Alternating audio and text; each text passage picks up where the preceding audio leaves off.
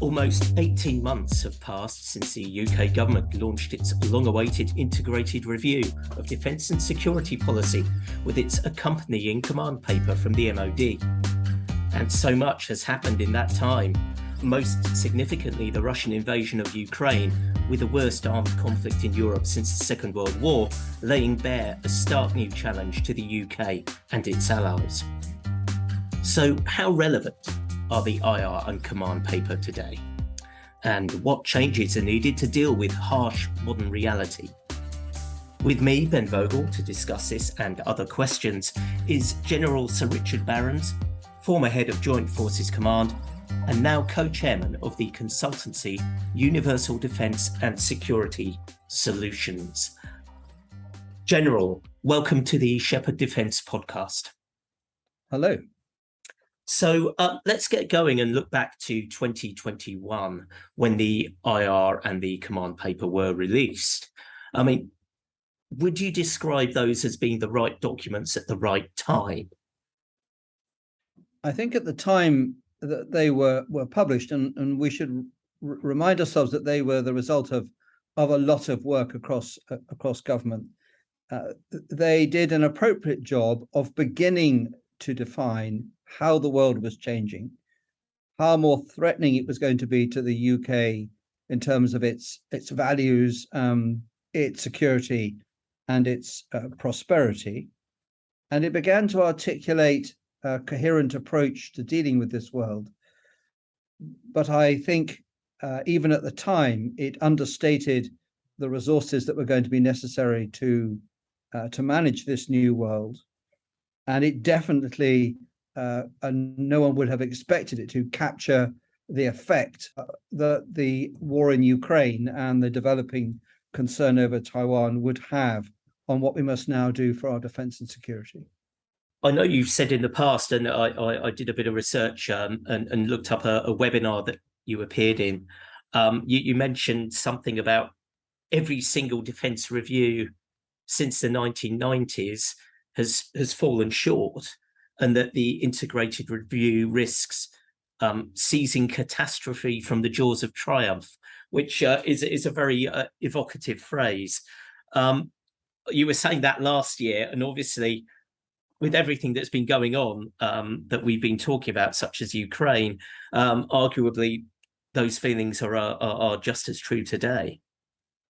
Yes, they are. And we should remind ourselves that every defence review has failed because it has, in each case, articulated a difficult world and listed the things that need to be done, and then consistently not provided, in some cases, the direction and certainly not the resources to meet the scale of the challenge that has just been articulated.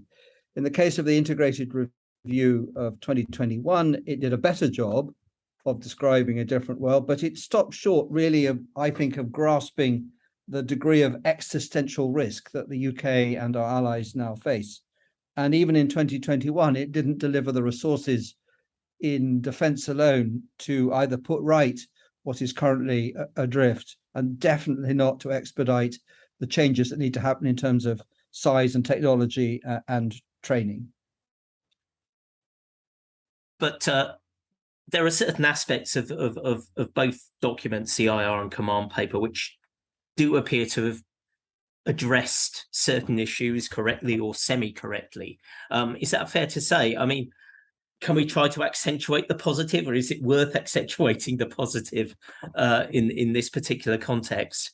Yes, there were many aspects in the rhetoric, particularly at the front end of the integrated review, that really did begin to capture how the post-Cold War era, which has been very comfortable for the West, has now definitively concluded, and that what we're now facing is a very different multipolar world dominated over time by the very difficult combination of the rise of China in whatever form that takes, concurrent with the global perils arising from population growth and climate change in terms of the instability that provokes, concurrent with the dislocation of the digital age in the way that it is changing, not just how we live, work, and play, but also how we confront and how we fight, plus the failure to contain the proliferation of nuclear weapons as we now ascend into a world which is, I think, increasingly characterized as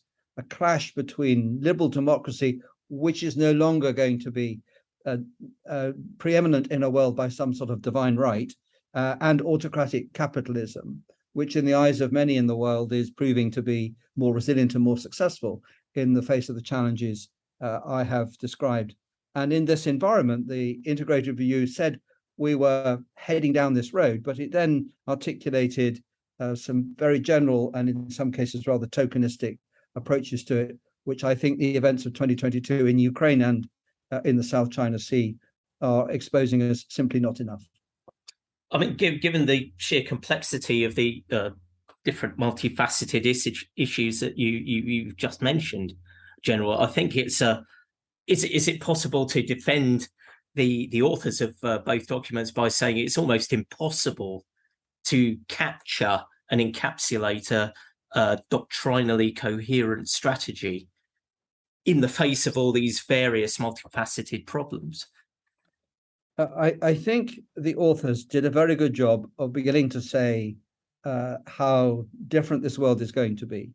I think they stopped short, perhaps because their employers made them stop short of exposing just what a degree of existential challenge this world might present to the UK. And when it came to the second part of the report, in listing the resources that were going to be applied, particularly to transforming our defence and security, there was nothing like the resources made available to meet the scale of challenge that was described even in the integrated review, and definitely not in the face of current global offence. So I give the authors many plaudits for having the courage to articulate the change in direction, but the documents as a whole, for whatever reason, fall short of the blueprint that we now need. Okay, and you mentioned that the IR command paper addressed issues in a certain tokenistic fashion.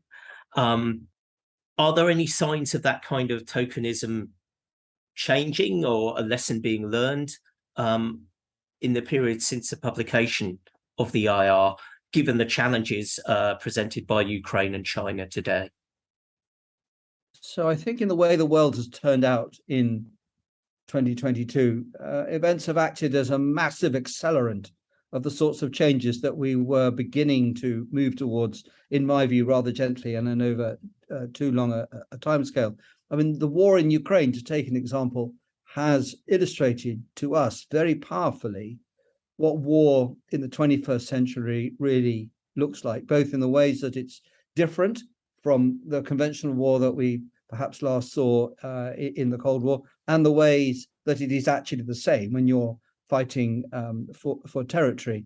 And to some degree, we might not have also have foreseen the parallel movement in NATO to articulate the imperative to transition from what was essentially a fairly cheap and gentle policy of deterrence by punishment, heavily reliant on the nuclear deterrent, to where we are now clearly having to go, whether we want to or not, into restoring deterrence by denial, with all the different posture and costs that come with that. So 2022 is acting as an accelerant of the sort of direction the integrated review hinted at, but did not fully grasp. And perhaps it would have been too much to ask that it did actually grasp it. Indeed, as you've just said, we seem to be returning to an era where, to put it simplistically, perhaps a higher army headcount is required, which would be exactly the opposite of the intention in the integrated review, which foresaw a lower British Army headcount back to the era of the Napoleonic Wars, according to some estimates. Are we still looking at a situation where technology can be applied by the MOD to substitute for a lack of manpower? I think it's clear that in the 30 years or so since the end of the Cold War, we have established that there are areas where better technology means that you do not need to rely so heavily on very large numbers of people. But we have also established, and the war in Ukraine has clearly illustrated, that isn't a total panacea. That's not going to be the answer to every question. And now we recognize, I think, some important things. First of all, based on the war in Ukraine, that mass matters, because we're no longer setting about the sorts of interventions that it might have been characterized as discretionary, the sort of thing that we executed in Iraq and Afghanistan. We're now back to deterrence by denial, which requires bigger forces at higher readiness in different geography with greater endurance. And in there, technology will provide some of the answer, might come back to that, but not all of it. So we are going to have to restore mass. In terms of how technology can restore mass, it will be through the evolution of armies, navies, and air forces into a manned, unmanned, and increasingly autonomous mix. All of those things enabled by the digital age in a process that will run over decades and is only just getting going. So because it is an evolutionary process over the long term, the savings in manpower are likely to come later. And right now, we should accept that if we had armed forces that were built for the world that we called Cold War, they're not going to be sufficient for the world we're in now, which is better characterized as pre-war in some way that's very difficult to define. That pre-war phrase is a very interesting one. I think that's something that I'd like to return to later in the conversation.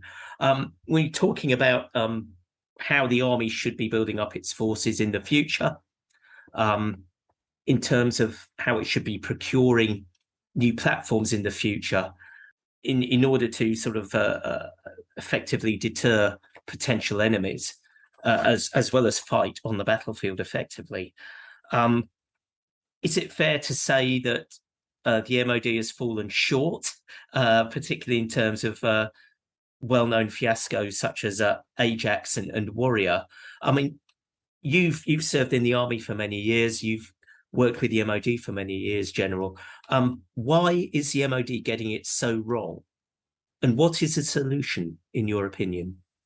So I think the place to start in what is a very complex problem is to recognize that the British Army of today now has to execute at speed and at scale the most profound transformation of itself for about 100 years. And it's not particularly helpful to devote all the debate to the numbers of regular soldiers, because what we're actually talking about is a reconstruction of the army for war in the 21st century. And let me put some flesh on that.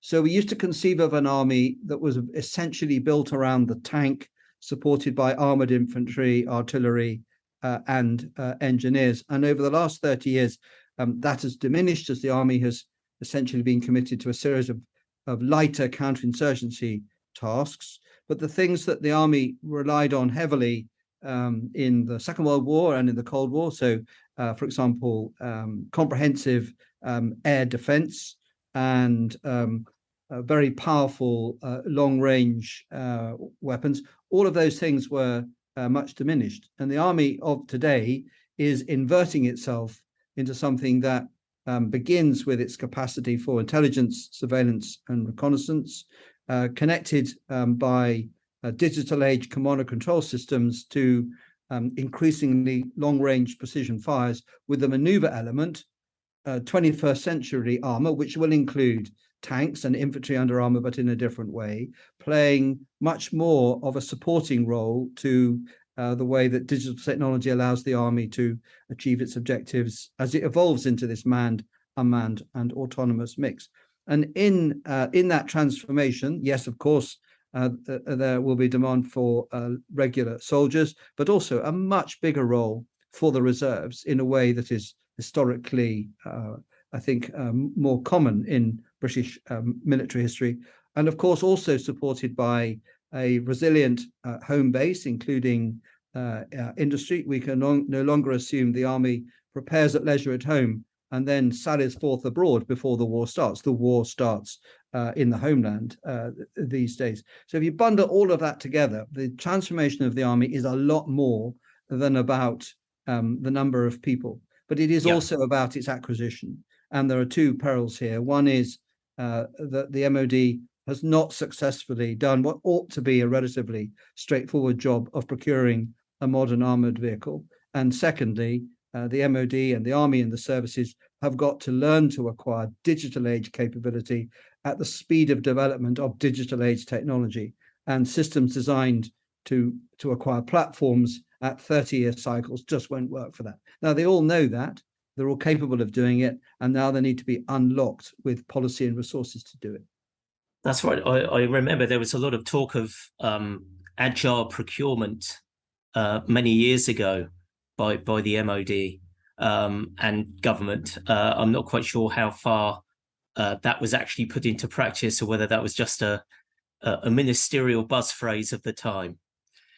So I think UK procurement has been in a state of flux for decades now, and it grapples with the pace of technology, and it grapples to find counterparts in industry that can balance commercial advantage with the requirement of public service to spend taxpayers' money wisely and in a very well controlled environment. Nonetheless, we now have to find a way of the MOD partnering with industry in a way that is less transactional and more committed over time, perhaps with less competition, in order to develop technology, whether it is command and control technology or weapon systems or vehicles or whatever it is, in order to develop those things in a way that allows the armed forces to be equipped with the latest technology, not the technology that was the latest when the specification was frozen about 5 years before the thing was actually made. Okay. You mentioned a couple of minutes ago that the war begins at home, and that's very interesting, because that underlines the importance of being able to wage sort of hybrid warfare, information war, to prevent cyber attacks on the UK as part of a kind of unified, holistic defence policy. So, in your opinion, General, is the UK prepared sufficiently to wage hybrid war? So if we go back to the integrated review, it began to describe that there are three things in terms of defence and security that now have to be addressed in an integrated way. The first thing is the restoration of resilience, and in the terms of the UK homeland, that resilience has a physical dimension around infrastructure and the industrial base. It has a human dimension, the safety of the population and things like its food supply and water. It has a digital dimension. We all rely on our digital infrastructure for the sustainment of daily life, and indeed almost anything that we do. And then there is a very important cognitive dimension to resilience, which is about having citizens that know how to respond when the water isn't coming out of the tap and we are locked in a confrontation. This is something that every citizen has a part to play, and it's not something the government is going to fix on the spot for everybody. And then, of course, the accessibility of every adult mind in this country through their smartphone to information that an opponent might wish to give them. So resilience as a subject requires the sort of refreshment that will feel much like the emphasis put on resilience in the Second World War and the Cold War, updated for the modern age, but absolutely new territory for most adults in the country today. And the second aspect is the recognition that the UK is locked every day in a confrontation, which you can describe as hybrid or grey space or tolerance warfare, where states that do not have our best interests at heart are using all the levers of power that they have to disrupt us or disturb us or even damage us, whether that's through offensive cyber or their use of money or proxies or politics or sanctions or anything that they can reach for. And the autocracies confronting the UK, such as Russia and China, find that easier to do than democracies do, because democracies struggle to bring together the public sector levers of power with the private sector levers of power. So we have to learn to do hybrid confrontation as campaigns, not event management. And there are very few people serving as politicians or officials or even armed forces officers today that have really had the educational training to be able to do that. So we're going to have to provide it. And then the third dimension after resilience and hybrid campaigning is the transformation of military power to be fit for the digital age, which is about keeping some of the stuff that still works and introducing a lot of stuff that reflects that the world is now transparent, that precision weapons will dominate platforms and infrastructure, and data is everywhere, and space is now part of how you wage war and action short of war. So all of this new 21st century orchestra of war is the most profound transformation of defense for at least 100 years. Given what you've just said, would you say that there's kind of lack of awareness in the UK of the need to be hybrid campaigners? Would you say that's one of the biggest capability gaps that we should be aware of now that perhaps we weren't aware of when the integrated review was being built? So the integrated review does a pretty good job of describing this hybrid landscape. And the fusion doctrine issued by the government in March 2018 does the same sort of thing. It sets out the sorts of perils we face short of the use of military force and what needs to be done to be resilient and, if necessary, to play it back to others. What the UK has struggled to do is to build the authorities and the organization and find the resources to put this on a well-orchestrated campaign footing. And some of this is about how Whitehall works in the way that departments come together in a way that is more than sort of collegiate cooperation. There is going to have to be a taught system of deciding on priorities and perhaps moving resources between departments and setting priorities than Whitehall generally likes to follow. And then there's the far bigger question, which is how does the government in the UK harness the greatest power that the UK has, which is in the private sector? Many people find the UK influential because of our banking, our insurance, our legal system, our property market, our culture, our sport, TV, and all these many other things. And in a difficult relationship in a hard world with countries like Russia and China and no doubt others, we have to find a way of harnessing that power to serve our national ends, or our enemies will think we're either weak or inconsistent because they have no difficulty in connecting their public and private sectors when they wish to influence us. Given that MOD policy was looking at China in a big way, trying to sort of pivot towards the Asia Pacific region, and of course there was a carrier strike group deployment earlier in the year, very much, and last year, very much in that direction.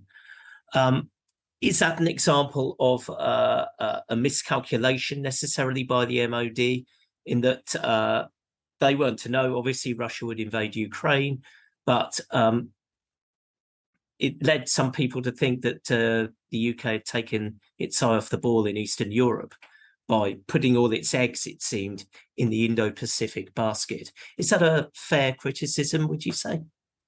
So I think it's partly fair. I think we have recognized for some years now that a world where power used to be held in the West and flow from West to East is changing to a world where power will reside in the East and will generally flow to the West, particularly if we allow it to be so, just because of the numbers of people who will live in the East and the economic power, particularly of China, as it becomes the world's single largest economy. So it was reasonable for people to say in the run-up to the Ukraine war that we really need to pay more attention to the combination of the rise of China and the destabilizing effects of climate change and the way the digital age is uprooting not just industries and civil societies, but relationship between states. So the tilt to Asia Pacific I think still holds good for the Western world, but it is much more proximate to the US, given that it's a Pacific power, than it is for medium weight European powers that now find themselves confronted by an aggressive, ambitious, militaristic, and increasingly out of control Russia. So I think it is much more likely now that there will be a rebalancing through NATO to deal with the confrontation with Russia and to deal with the war in Ukraine. And that will mean there is less focus from Europe on what happens in Asia Pacific, but it will still matter to Europe given the trading relationship with China. And I guess the US will think it's a better idea if Europe sorts itself out and sorts Russia out to allow the US to put more effort on the key relationship with China. And so we'll see a rebalancing. So you mentioned, General, how NATO is looking to kind of reorient itself to deal with this resurrected Russian threat. And indeed, after the Madrid summit a few weeks ago, there was a move to enhance the NATO rapid reaction or readiness force. In that kind of context,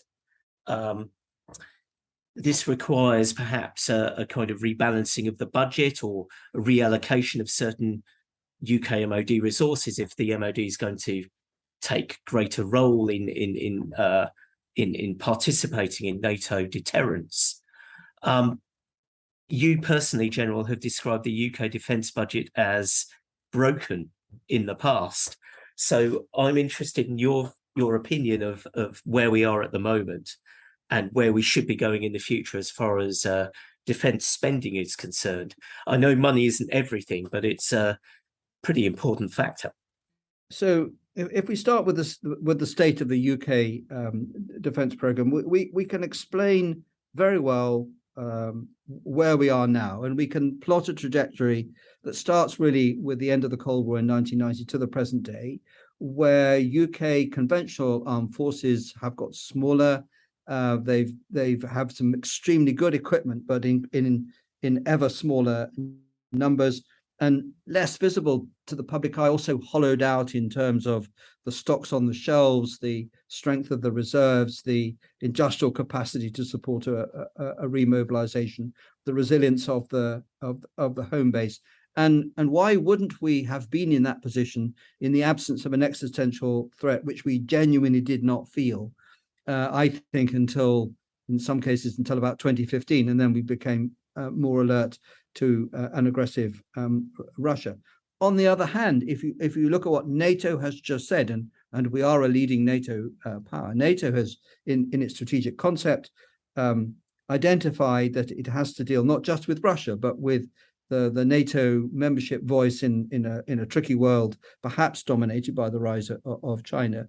That what we have managed with for a whole generation is not going to last. And in this transition from deterrence by punishment, essentially small trigger forces, the enhanced forward presence battle groups, and nuclear weapons that constitute deterrence by punishment, in articulating a return to deterrence by denial, which essentially means it's not going to be acceptable for Russia to actually invade and occupy territory in the way that it has in Ukraine. We are taking ourselves to a different place, which will require bigger forces at higher readiness in places like the Baltic states, and forces that can be made bigger quickly in an emergency, and if required to fight, have the resilience and endurance to outlast the opponents, with all the lessons that we're seeing from Ukraine. That is absolutely something that the current UK armed forces, land, sea and air, are incapable of doing, because we have neither asked them to do it nor equipped them to do it. So as we are now asking them to do it, they will have to be resourced, and that will mean filling in the holes in inventory, making the standing force bigger, buying it more equipment, connecting it to a stronger reserve, and building a resilient military and industrial homeland, or we will not be capable of deterrence by denial. And with that will come a bigger bill at a profoundly difficult time, everyone accepts, for the public finances. And if you look at what Germany has done, spending 100 billion euros this year and moving up to spend 2% of GDP, it will eclipse the UK's spending. And it's a marker, well, if Germany is doing this, clearly that's where the rest of us are going to have to go. And Germany isn't the only country as well. Poland, for instance, has embarked on a truly eye-watering expansion of its armed forces, which I suppose is understandable given its geographical location, but it's very much a sign of the times. It seems that percentage of GDP on defence across NATO has to increase. Yes, it is. And when we do that, we need to deconflict time and timing, because right now the Russian military is heavily hollowed out and focused on what's going on in Ukraine. So, for example, the military threat to places like Estonia today is smaller. It's also not the point. The point is that the war in Ukraine, one way or another, will finish. And Russia is very likely then to reform and rearm its military in ways that are much more threatening. So the first thing we're going to do is to have to benchmark UK forces with NATO against a resurgent and reformed Russian military, not the poorly performing forces that we've seen of late. And secondly, when we do that, it won't just be about Russia. It will be about playing our part in an unstable world, which will be dominated by, I think, this clash between liberal democracy and autocratic capitalists, perhaps on a tableau created by the instability of climate change. So we're going to need forces that can stand up for the UK's interests with our friends almost anywhere in the world. And that, again, is not something that we have asked our armed forces to do at scale or endurance for a very long time. So we are in a pretty dangerous situation if we need to ask the armed forces to perform missions with equipment that they don't have at the moment and that will take some time to invest in. I think I'd like to conclude, General, by just quoting a phrase that you used in a Global Strategy Forum webinar last year about describing a world which is so very challenging that it feels pre-war. And I think you used that phrase earlier in the conversation. Can you just elaborate on that a little bit?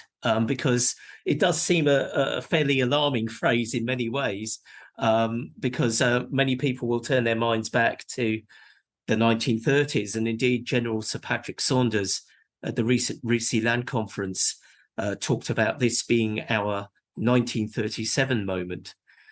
In other words, we need to rearm very quickly. So we're used to using the expression post-war, particularly post-Cold War.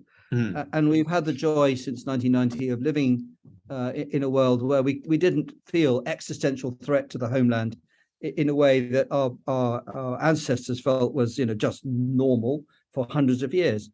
And we're dealing with a legacy of that comfortable generation. But actually, as you look around the world now in the way that we have talked about, well, firstly, we're seeing a resurgent, aggressive and ambitious Russia, which isn't just Putin. It's Putin and at least 80 million Russians who think he's on the right course here, who look at the world in a very different way and do not wish us well. And that comes with some significant territorial ambitions, which would be at the expense of countries we're friendly with or NATO members, and it's backed up by 6,000 nuclear weapons. There's not much post-war about that sentiment. And then beyond that, this multipolar world where there is no longer just the US as the single superpower. Indeed, we have a US which to some degree has become a bit more introverted and much more focused for obvious reasons, I think, on Asia Pacific. But we live in a world which is multipolar, where China is stepping up from biding its time to being the economic superpower with the political and military power that comes with its economic strength and an ambition which is clearly articulated as being almost by right the leading power on this earth, and then a whole raft of other countries, if you like, the global middle ground, which trying perhaps not to choose between the East and the West, but in some cases are choosing, and they're not necessarily choosing the West. So if we recognize that our security, our lives, our prosperity, our sense of ourselves and our values depends on being part of a globalized world, which we used to characterize as the rules-based international order, although whatever that is, it's going to be different. Then it is more likely than not that we are going to have to confront challenges that are very serious, and that too feels more pre-war than post-war. So if we frame our future currently as feeling pre-war, then we're likely to take better decisions about how we reset our defense and security, how we find money for it in preference to the many other things we would love to spend our money on. And we might also harden our minds and our hearts as citizens for a world that is not by some guarantee or right going to be beneficial to us unless we stand up for ourselves. General Sir Richard Barrons, thank you very much. Thank you.